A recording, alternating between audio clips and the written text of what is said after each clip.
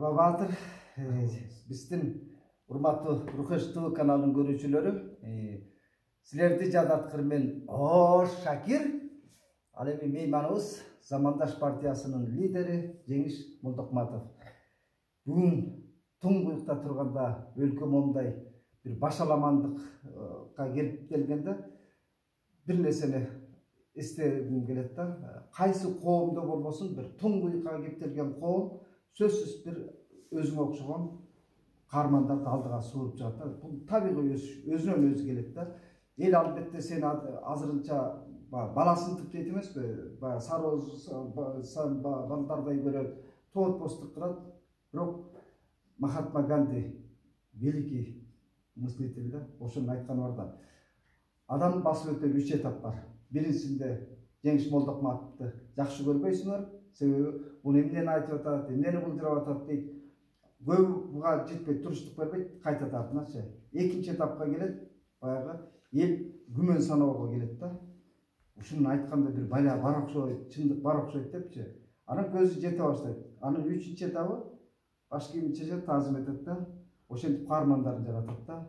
Сен бүгүн айтып атканың, азыркы бийликке айтып аткан сыныңды бир таназар албай аткандай коомчу. Мына соңку убактарда жетим тоо болсун, деги эле бийликти тандоо формасын болсун, кай акчадан болбосун, сен азууң жетилген саясатчы болгонуңду көрбөстүң да. Себеби кайнаган оттун ичинде болуп атасың да. Ошондон улам сенде каарман бүгүн бийликтин бет пардасын сыйрып отурганы бизди да кубандырат. Коомду сооротот да. Кеп учук өзүңдеби? Мындай коомду биз каяка алып баратабыз? Оңго барсаң атың өлөт, солго барсаң өзүң өлөсүң да. Биз ошол атың өлсө да жакшы, өзүң жаның аман калса, эртең тилегиңди кыласың, бир баланын ичине чыгасың да. Эл кайсы жолуна салды? Мен биринчиден сизге мен аябаганда ыраазымын. Рахмат ушу эфирге чакырып, мындай кырдаалда, мындай учурда баягы маалыматты жеткирүү дагы өтө чоң мааниге ээ да. Анан көрүп атабыз да, азыр айрым мамлекетке тийиштүү, азыркы бийликке тийиштүү массалык маалымат каражаттары кандай маалыматтар берип атат, берип турупту дегендей. Бул биринчи, экинчиден эми каармандар боюнча жакшы кеп калдыңыз. Айтор ушу түпкүрүндө максатыбыз ушул бир кырдаалдан бир каармандыкка максат коюп, бир өзүбүздө бир каарман жаратуу эмес. Азыркы мамлекетте болуп аткан туңгуюк, мыйзамсыз нерселерге каршы туруу. Анан албетте анда сиз айткандай эл тараза, тарых таразалайт, ар бирин өзүнүн учуру менен ордуна коет деп ишенем. Коом каяка баратат? Жалпы коом тилекке каршы бир четинен тилекке да жараша. Октябрь окуясынан кийин жалпы элдин билим деңгээлинин өтө төмөн түшүп кеткендигинин белгисин Күзгүдөй көргөздү да ошол көргөздү. Себеби буга чейин биз көп эле айтып келгенбиз да, баардыгы эле айтып келген, Кыргызстанда билим системасын оңдош керек, билим деңгээлин жогорулатыш керек депчи, тилекке каршы мына көрүндү. Мына ошонун артынан сокур фанатизм деген пайда болду. Бул эмненин белгиси? Бул өтө жаман туңгуюкка алып бара турган жол да. Бул кайсы бир күч, кайсы бир адам кандайдыр бир идеяны чыгара турган болсо, анын оң тескерин, же болбосо анын жакшы жаманын тескерей туруп, аны андабай туруп эле колдобойт. Мына бул өтө кооптуу нерсе. Бул элдин оомалыгы, эричмелиги да өтө аңкоолугу. Себеби элдин болгон талабы, нааразычылыгы шайлоо жыйынтыгын жокко чыгаруу болчу. Бирок ошол максатынан ойт берди да. Бул эми мындай бир себептери бар. Ушу 5-илде баардыгыбыз чогуу аяндыкка чыкканда бир гана максат болгон, бул шайлоонун жыйынтыгын тааныбайбыз деп. Анан ошо 5 илинен бийлик алмашып кетет, мындай төңкөрүш болуп кетет деп эч кимдин ою да максаты да жок болчу. Мына ушундай болду, абый алынды, бийлик билесиздер 3-4 күнгө качты, жок болуп кетти да. Мына ошол учурда Садыр Жапаров чыкты. Тилекке каршы элибиз ушундай жаман тажаган экен. Ушундай жаман, мындай жанагындай жебич кишилерден 30 жыл башкарып мамлекет ушу туңгуюкка алып келген адамдардан тажаган экен. Садыр Жапаровдон үмүт этишти. Азыркыга чейин үмүт кылып атышпайбы? Ишеним чоң ал кишиге.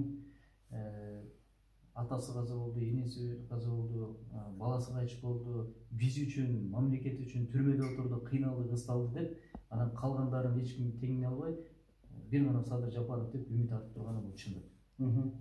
Бирок анын кандай жол картасы бар, эмне деген планы бар, эмне деген ою бар, кандай тилеги бар билбейбиз да. Чу дегенде эле президенттик шайлоо башталат. Президенттик шайлоого чейин чу дегенде эле мыйзамдык иштер башталды. Конституциялык реформа, кадрларды дайындоо, жана башка. Премьер-министр болуп, президент милдетин аткарып турганда элдер менен кезиккенге да жетишти. Ал жерде элге берген убадалар, аткарылбаган убадалар. Же болбосо аткарылышы өтө кыйын убадалар. Мына ошолорду анан президенттик шайлоо башталды, шайлоо өнөкөтүнөн улам өтө чоң каталарды кетире баштады. Мына ошолорду айтып чыккан биз желмобуз болуп атпайбызбы? Азыр жеңиш ушул эле жерден улантабыз кепти. Мындай кылалычы. Биз Садырга бүгүн кандай сын айтсак дагы толуп атасыңчы. Себеби мыйзамдуулук жол менен келди, өтө башаламандык мененчи. Бирок өзүңө дарегиңе да сын айталы.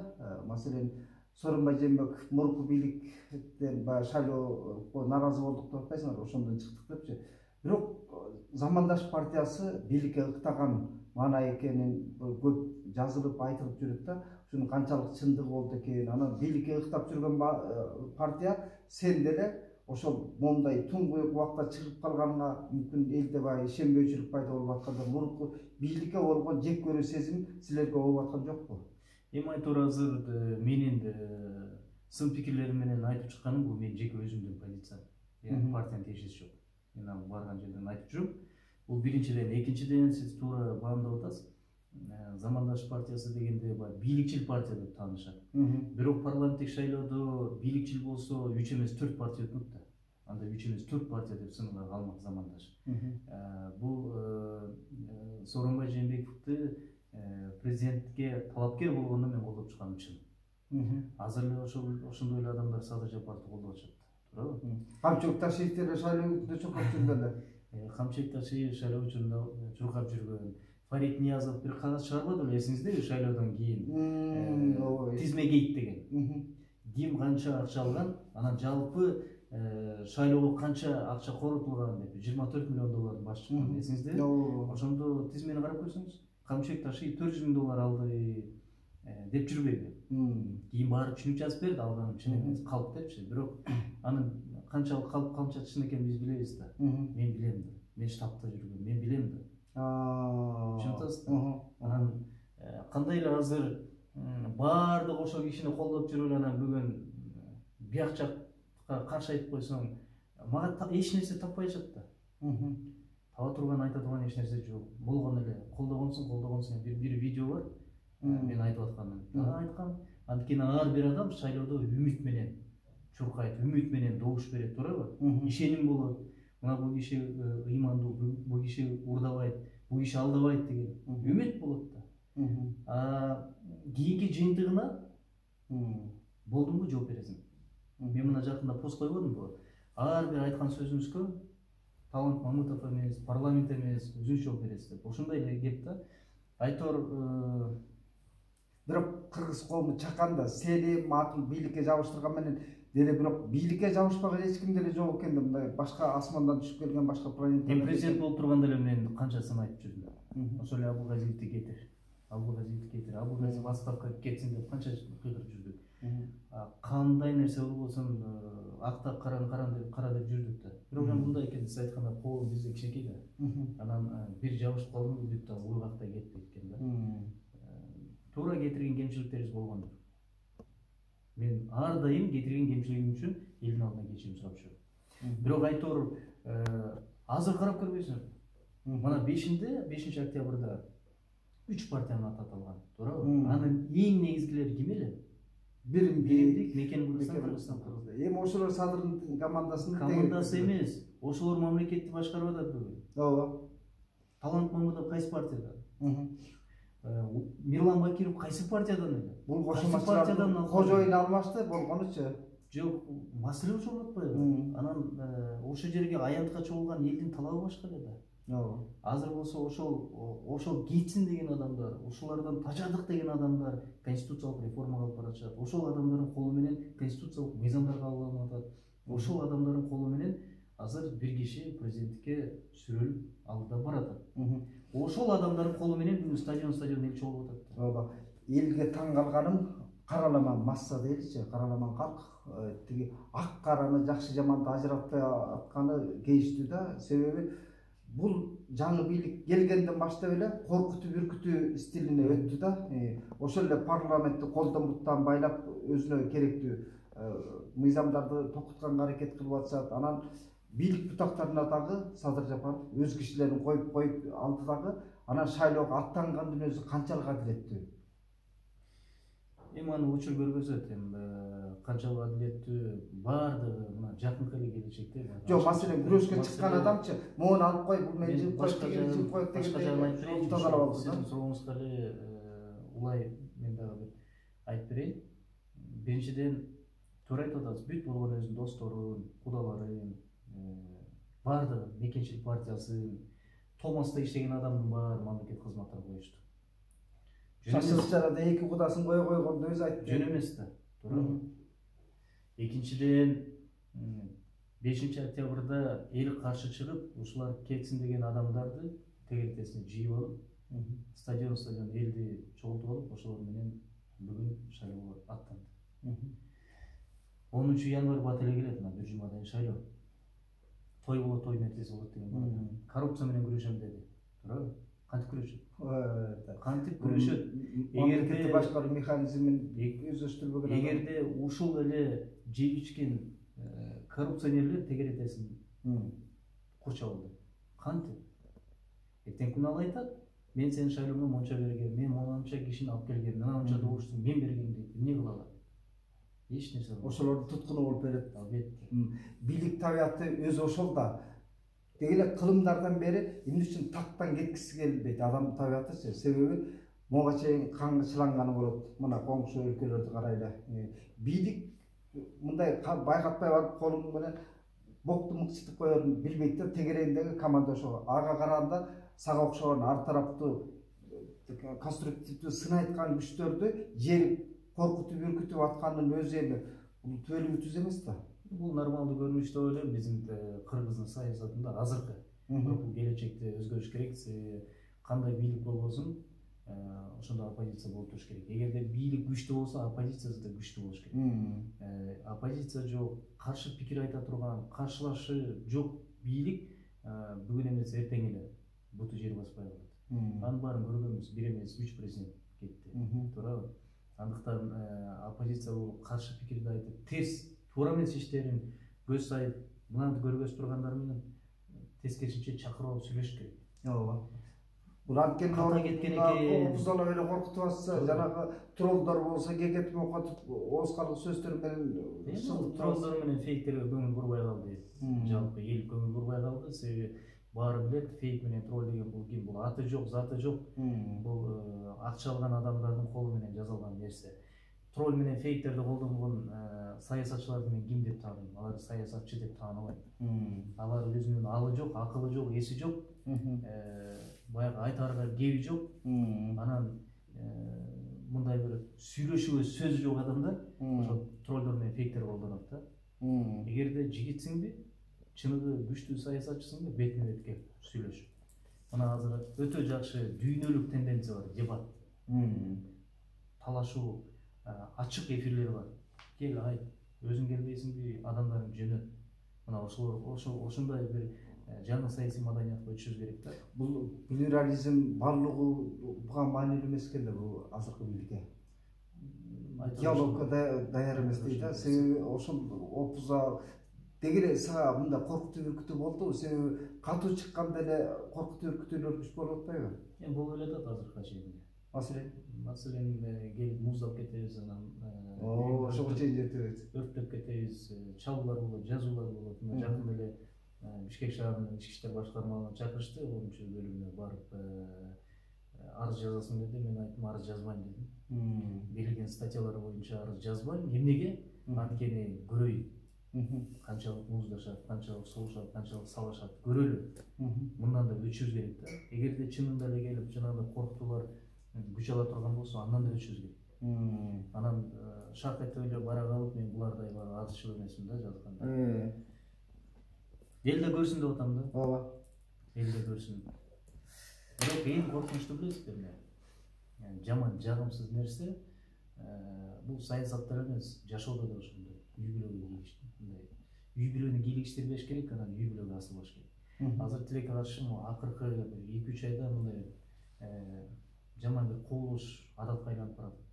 Киндиктен ылдый өтүп кеттик. Ооба. Киндиктен ылдый өтүп кеттик. Эми бирөөнүн бир барып бир кафеде отуруп, мисалы Клара Соронкованын кафеде отуруп, эмне кылат, чай ичеби, май жейби, анын өзүнүн иши. Бул саясий атаандаштыктагы маданиятты көрсөткөндүн ордуна эң пасттыкты көргөзгөн технология да бул саясий технология. Адамдын анысына эмес, адамдын биринчи тарбиясына, адамдын акылына, билимине таяныш керек. Адамды жеке тагдырына мындай сырттан байкоо салып коюм, ошону публичный алып чыккан. Андай келиңиз чыгарбайлыбы? Теги буту баспаган айыпты чыгаралы. Муну буту баспайт экен дейли. Кандай дейсиз? Анча болду. Бул адамдын жеке жашоосу да. Мисалы турпаты жакшы, кебетеси жакшы, бирок буту баспайт. Сүйлөгөнү сонун, бирок буту баспайт. Анда ошону чыгарып, муну буту баспайт экен шылыңдайды. Бул өтө мындай бир пасттык да. Ооба. Ошон үчүн жекеге өтпөш керек, киндиктен өтпөш керек. А бизде бүгүн сөгүнүп, сагынмай, жанагы сиздикинде рухеш деп атпайсызбы? Кудай сактасын, талкалап эле баратабыз. Бул рухешти азаттыкты өртөбүз деп да чыгышпады булардын туураларчы. Эң кокую бул азыркы бийликтин батышка болгон жек көрүү сезимди ойготуу аракети эмнени туюнтат да. Маселен, сен айтып атасың баягы киндиктен ылдый түшүп кеткенчи, ошол баалуулукпу же батыштын плюрализм, демократия дөөлөтүн калыптандыруу баалуулукпу? Эмнени максат көздөп атышат билбейм. Менин оюмча, эптеп эле каршы чыккандарды жаап, жашырып, укпагандарды жамандап, элге жек көрүндүрүү кылыш керек максатты деп ойлоп атам да. Бул кезде өтөт. Учур келет, эл түшүнөт, эл тараза. Учур менен акырын бул да бир этап, эволюциянын жолу да. Өткөндөн кийин баары түшүнөбүз. Эми батыш плюрализм боюнча, анын идеологиясы боюнча айтып атпайсызбы? Ар бир мамлекеттин, ар бир элдин өзүнүн идеологиясы бар. Сиздин сайтыңыз рухеш деп айтып тургандай эле, ар бир инсандын өзүнүн руханий баалуулугу бар. Кандай дейсиз, туурабы? Биздин илгертен тутунуп келген динибиз, дилибиз, тарыхыбыз, салтыбыз, үрп адаттарыбыз бар. Ал сен кааласаң да башыңды кесип койсоң да каныңда калып кала берет. Ген деген бар да. Туурабы? Менин уулум, мисалы менин балам төрөлсө, ал эч качан башка салт менен, башка нерсе менен төрөлүп калбайт. Менин каныман ал кыргыз болуп төрөлөт, берилет. Эми мындай бир айла кеткенде сен батышчылсың дейт. Сөз таппай калганда сен орусчулсуң дейт. Айтылмага азыр жагыштырып атышат да. Бирде туруп батышчыл болуп калам, бирде туруп орусчул болуп калам. Азыр ушундай жарлыктарды тагуу кыргыз коомунда адатка айланды да. Жөн эле эч бир жүйөлүү аргумент таппай калса эле болду, сен арабкулсуң, же батышчылсың, же орускулсуң, айтор соо эмессиң да. Мисалы да, мен мисалы 10 суроо койдум азыр. 10 суроо койдум. Бийлик эмес, так Садыр Жапаровдун өзүнө. Жооп бериңизчи деп. Мен маданияттуу кайрылдым. Сөгүнүп сагынган жокмун. Ызылдап кыйкырып чыккан жерим жок. Анын баласы бар го, Бакай деген. Айтор жазып гана коюп койдум. Анын ичинде бир суроо бар, жетим тоо боюнча. Жетим тоо боюнча суроону бергенде мага болгон анын тарапташтарынын болгон жүйөсүндөй болуп атат да. Эптеп көрө албай атасыңар, президент болушун каалабай атасыңар. Болсун президент. Жетим тоо маселеңди аны токтот ушул жерден. Рухеш ТВ каналына катталып коюңуз. Жетим тоо боюнча жеңиштин кайрылуусу эфир аркылуу да болуп атат, соц тармактар аркылуу да болуп атат. Аткаруу бийлигинин өкүлдөрүнө собол да койдум да.